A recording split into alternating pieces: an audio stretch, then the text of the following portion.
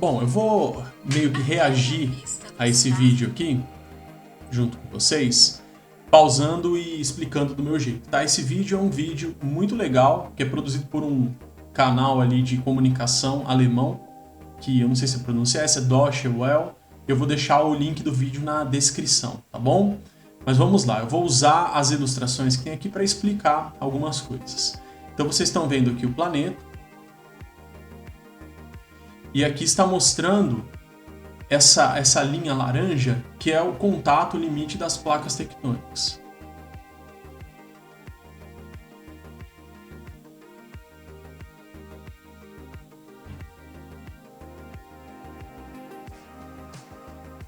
E aproximando bem, ele está mostrando o contato, uma ilustração do contato das duas placas. E logo abaixo delas, como eu já mostrei para vocês no desenho, esse movimento aqui, que são as correntes de convecção, elas são responsáveis pela criação das placas e pelo movimento divergente. E também, se fosse nesse sentido, as placas elas seriam placas destrutivas do movimento convergente. Toda a movimentação das placas acontece por conta desses movimentos que estão abaixo da crosta terrestre. E outra coisa que é importante que vocês conheçam, é um nome meio chatinho, mas é legal você gravar. Toda a movimentação da placa, divergente, convergente, ou até mesmo quando uma placa faz este movimento, que é um movimento transformante, um movimento tangencial, são movimentos horizontais, veja só, divergente, convergente ou transformante.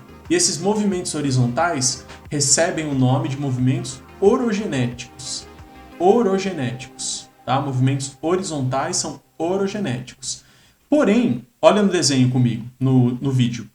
A placa também é empurrada gradualmente para cima. Então, ao mesmo tempo que ela pode fazer isso, ela pode fazer essa movimentação lenta. Esse movimento da placa de baixo para cima ou de cima para baixo é chamado de movimento epirogenético. São nomes aí esquisitinhos, mas que já caíram algumas vezes no vestibular e vale a nossa atenção. Continuando, meu react aqui. Então aqui é um movimento divergente e criação de placa. É um movimento criativo.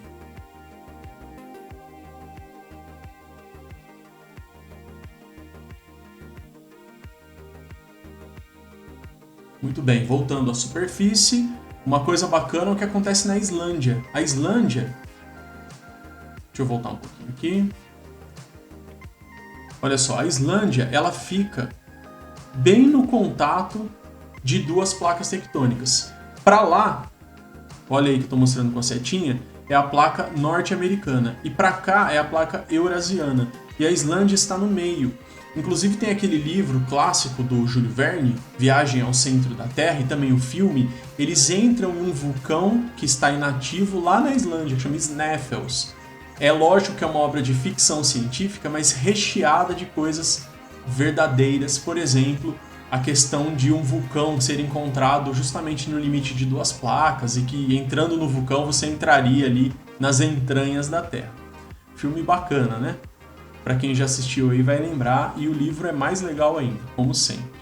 Então a Islândia está bem no meio e aqui é cheio de vulcões ativos. Continuando. Essa é uma imagem real da Islândia. Aqui dá para ver as duas placas tectônicas. Provavelmente aí do lado esquerdo era a placa norte-americana e do lado direito a eurasiana. São encontrados fontes termais e outras coisas mais. Bom, eu falei na aula para vocês sobre a Gondwana e a Laurásia. No passado era tudo junto. E eu falei que a Índia estava grudada aqui junto com a África. Se você pegar esse formatinho da Índia, você vai ver que ele se encaixa perfeitamente nessa região aqui da África. E com o passar do tempo, a Índia ela foi se deslocando e se chocou com a placa eurasiana. E é neste ponto que é formado a cordilheira do Himalaia, que é a cadeia de montanhas mais alta do planeta, inclusive com a montanha mais alta, que é o Monte Everest. Outra coisa legal que está acontecendo é que na placa africana, por ser uma placa muito grande, está abrindo uma rachadura, uma fratura. Essa fratura aqui, ela recebe o nome de Rift Valley. Rift Valley. Pesquise sobre isso para você dar uma olhada. O Rift, ele já está sendo formado aqui no continente africano e existem inclusive lagos muito profundos que é como se fosse uma rachadura da crosta terrestre preenchida por água. Além de tudo, apesar da placa africana ser enorme e a África estar numa região geologicamente estável, esta rachadura faz com que tenha montanhas elevadíssimas e vulcões no meio de uma placa tectônica. Futuramente, não sei se estaremos vivos, daqui a alguns milhões de anos, essa placa ela vai rachar e vai formar uma nova placa, que seria essa placa, que é a placa da Etiópia. Continuando.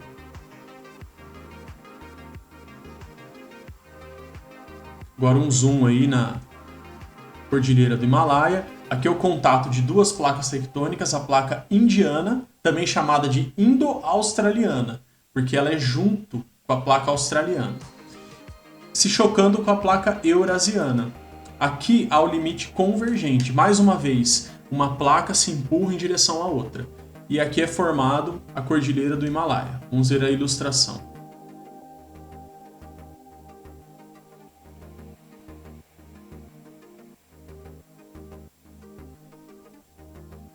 Dobramentos recentes, tá? Toda vez que tem essas cadeias de montanhas formadas pelo choque de placas.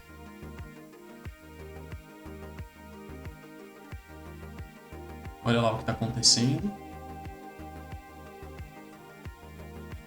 Bom, quando há o atrito entre as duas placas e fica preso ali a pressão, começa a gerar uma tensão enorme. Esta tensão, quando rompe essa tensão, é como se fosse uma explosão de uma bomba nuclear. E a energia liberada no rompimento da tensão, do atrito acumulado entre as duas placas, é o terremoto ou abalo sísmico. Os terremotos, eles são comuns e de grande magnitude no contato de placas tectônicas, seja convergente, seja tangencial. Olha só, não sei se dá para perceber bem na imagem. Convergente, uma placa vai em direção à outra. Tangencial, uma vai na sua direção e a outra vem na minha direção. É um limite lateral. Vamos olhar por cima. Convergente, divergente, tangencial ou transformante. Lembra que eu falei o nome que convergente é destrutivo? Divergente é criativo? Transformante é conservativo. A placa ela nem aumenta nem diminui, mas o atrito entre essas duas placas gera comumente grandes tremores de terra. É o que está mostrando aí na imagem. Vamos ver.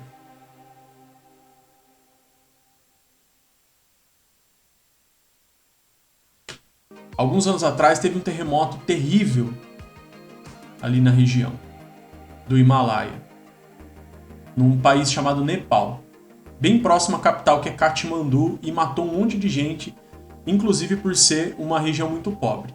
Uma coisa importante sobre os terremotos que vale destacar é que depende da magnitude, mas também depende de condições econômicas, sociais e estruturais para você avaliar o dano que um terremoto vai causar.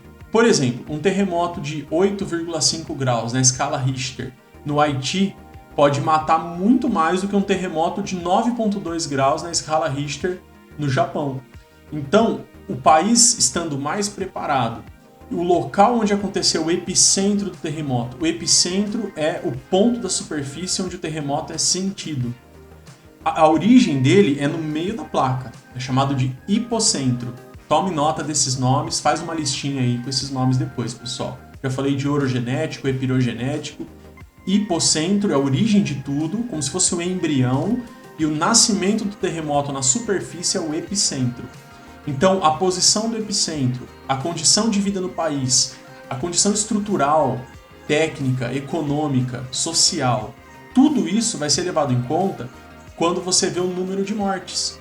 Então, um terremoto muito mais forte no Japão mata muito menos do que um terremoto mais fraco num país mais pobre, como aconteceu no Haiti. Então, vejamos aqui o Japão, a situação dele também é muito complicada em relação à posição das placas tectônicas. O Japão fica entre a placa norte-americana, eurasiana, aqui é a norte-americana, aqui é a eurasiana, aqui é a placa das Filipinas, essa aqui ou essa, não dá para ver certinho, e a placa do Pacífico, no mínimo entre 4 placas tectônicas. É por isso que ele é um arquipélago vulcânico, montanhoso e com terremotos frequentes. Praticamente todos os dias tem terremoto no Japão e todo ano tem pelo menos um terremoto de forte magnitude. A escala Richter, caso você não saiba, é a escala que mede a intensidade dos terremotos. Ela varia de 0 até o terremoto mais forte registrado, que até hoje foi o terremoto registrado no Chile, na cidade de um nome de um dos maiores jogadores da história do futebol brasileiro, Valdívia. Se você é palmeirense, você gostou, né? Mas essa cidade chamada Valdívia teve um terremoto 9,5 na escala Richter. E um terremoto, ele vai sendo muito mais forte do que o outro na escala Richter, porque ela não é uma escala linear, ela é uma escala logarítmica. Então o terremoto de escala 2, ele é bem mais forte do que o escala 1. O de escala 3, ele é bem mais forte do que o 2. E um de escala 4, ele é muito mais forte do que um de escala 3. Então um terremoto de 8.1 para um terremoto de 8.2, 8.3, ele vai aumentando muito a magnitude e a destruição que ele pode ocasionar. Para você ter uma noção, um terremoto de 7,5, 8 na escala Richter já é capaz de rachar a parede de casa, derrubar construções. Um terremoto maior de 8 na escala Richter consegue até torcer trilho de trem, como se você estivesse pegando uma chapinha de metal fininha, de alumínio, e fizesse assim com as mãos. Procure vídeos na internet sobre terremotos. Tem bastante vídeo do Japão que as câmeras de segurança conseguem captar. O chão até racha, é um absurdo. Só não vai se confundir ali com aqueles vídeos que tem de filmes, que tem muitos também, viu, moçada? Então fique atento aí para não ser enganado por aqueles vídeos fantásticos e nem sempre eles são reais. No fundo do oceano também pode acontecer de uma placa convergente fazer isso aqui com a outra. E vai gerar uma fenda muito profunda.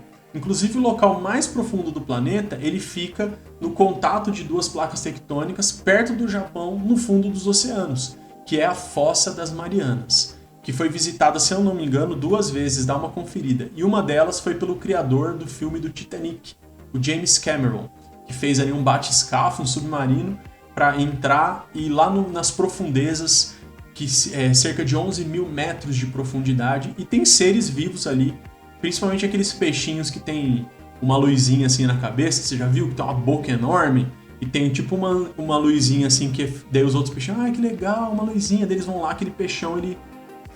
Quem já assistiu Procurando Nemo tá ligado, né, no que eu tô falando. Ali o que acontece, a fossa seria uma fenda dessas aqui. Bom, quando tem também um contato do tipo convergente no fundo do oceano, ou mesmo tangencial, mas que há uma ruptura da placa nesse sentido, isso pode gerar o deslocamento da água, formando um tsunami. O tsunami não tem nada a ver com as condições atmosféricas, não tem a ver com vento forte, furacão. O tsunami ele é ocasionado por conta de um fator endógeno, um fator interno. Ou seja, uma força que vem de dentro do planeta, movimenta as placas, gera ali uma ruptura, uma tensão, um maremoto. Esse maremoto vai gerar uma onda gigante e essa onda pode atingir os países até milhares de quilômetros de distância da origem do tsunami. Foi o que aconteceu no Japão. E aí tem uma imagem do tsunami no Japão. Para quem pensa que o tsunami é uma onda alta, como se fosse aquelas ondas de surfistas no Havaí, não, ela é uma onda longa e muito destruidora. Olha o estrago que ela pode fazer, levando até casas, barcos, carros, ônibus, tudo que tiver pelo caminho. A placa do Pacífico, ela é uma placa enorme, ela é a maior placa que tem. E o contato da placa do Pacífico com todas as placas que estão em volta é a região mais ativa do planeta. Essa região mais ativa do planeta, tectonicamente falando, e instável geologicamente, ou seja, com terremoto, tsunami, vulcões, ela é chamada de Anel de Fogo do Pacífico, ou Círculo de Fogo do Pacífico. Então é esse contato da placa do Pacífico com todas as outras placas, incluindo placas subjacentes ali. Por exemplo, a placa de Nazca, que está colada na placa do Pacífico e depois ela está em contato com a placa sul-americana. Mais uma coisa bacana aqui que esse vídeo permite a gente comentar. Nesse caso, o movimento da placa tectônica é nesse sentido. Uma placa está se movimentando para cá, olha no desenho, e a outra placa está se movimentando para cá, ou mais ou menos para cá. Então acontece que tem esse tipo de contato de uma placa com a outra, que é o contato transformante ou tangencial, que é um limite do tipo conservativo, mas que gera terremotos. O problema é quando não tem terremoto. No caso ali na Califórnia, há muitos anos não tem um terremoto de grande magnitude. E eles esperam que pode ocorrer um terremoto que pode ser o maior terremoto da história, passando até mesmo de 10 graus na escala Richter. Esse terremoto já tem até nome, ele chama The Big One, ou seja, o terremoto, sabe? Terremoto número 1, o maior de todos.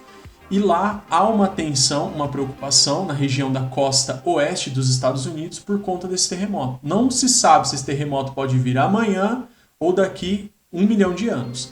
O que se sabe é que ele vai acontecer, só não se sabe quando ele vai acontecer. Esta falha que tem no contato de duas placas, dá para ver até do espaço e por imagens aéreas e aviões, ela chama falha de San Andreas, ou falha de Santo André. Esta falha ela fica ali na região da Califórnia e é ali que vai se originar esse terremoto enorme que eu falei para vocês. Esta é a falha de San Andreas. Veja que uma placa está se movimentando para cá e a outra para cá ou para cá. Então há um contato do tipo tangencial ou transformante entre elas. E aí vai gerando um atrito, uma tensão acumulada. Olha lá. E isso pode ocasionar esse terremoto que eu falei, o Big One. Beleza, moçada? Gostaram aí do react do vídeo? E é legal que você veja esse vídeo inteiro e veja o que está sendo falado ali no vídeo também. É lógico que é um vídeo mais assim jornalístico do que uma aula de geografia, como eu acabei de passar para vocês, mas ele é muito legal. Não deixem de assistir também o outro vídeo que eu deixei na descrição do vídeo, que é um vídeo do Nerdologia, explicando ali um pouco também sobre essa questão, um vídeo muito bem feito. Com certeza teve um grande trabalho de pesquisa e trabalho de produção e edição, não igual esse vídeo simples aqui do seu professor. Um grande abraço do professor Leandro, nos vemos na próxima aula com exercícios na próxima aula. Valeu!